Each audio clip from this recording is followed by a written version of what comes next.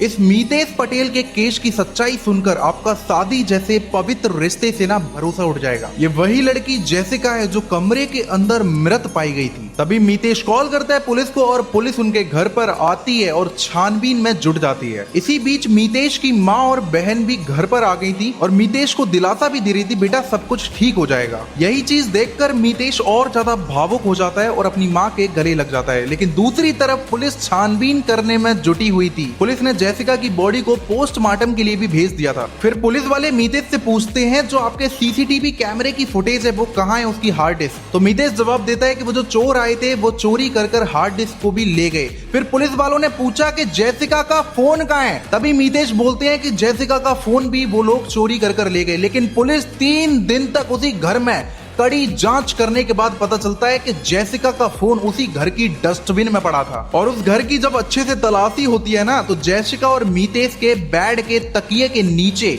Hard disk भी मिल जाती है। और जब पुलिस सीसीटीवी फुटेज को देखती है तो पता चलता है कि भैया 14 मई को शाम को 7:10 पर जेसिका घर के अंदर घुसी थी। और मीतेश ने जब कॉल किया था 8:22 तक उस सीसीटीवी फुटेज में ना तो घर के अंदर कोई आया था ना कोई घर के बाहर गया था। फिर पुलिस का शक बढ़ गया मीतेश के ऊपर और मीतेश को इन्वेस्टिगेशन रूम में ले जाते हैं और पूछते हैं जब घर के अंदर कोई आया नहीं तो चोरी हुई कैसे। तब पुलिस थोड़ा सा और जोर दबाव डालती है, तभी भैया मीतेश अपना मुंह खोल देते हैं। दरअसल मीतेश ने बताया पुलिस को कि मैं जेसिका को प्यार तो कभी करता ही नहीं था, क्योंकि मीतेश अलग टाइप का लड़का था, वो लड़कों में इंटरेस्ट रखता था। और मीतेश ने यह भी बताया कि मेरे घर वाले कभी ये एक्सेप्ट नहीं करते कि मैं एक लड़के से प्यार करता हूं, इसीलिए मैंने 9 साल तक नाटक किया जेसिका के साथ प्यार करने का। और आखिर में बताता है कि हमारा सिस्टम सब कुछ सही चल रहा था, हमारा रिश्ता भी बहुत अच्छा चल रहा था, लेकिन IVF का नाम जब से आया और डॉक्टर ने जैसे बताया कि तुम मां बन सकती हो, तभी इधर मेरे टेंशन बढ़ गई। अगर इसके बच्चा हो गया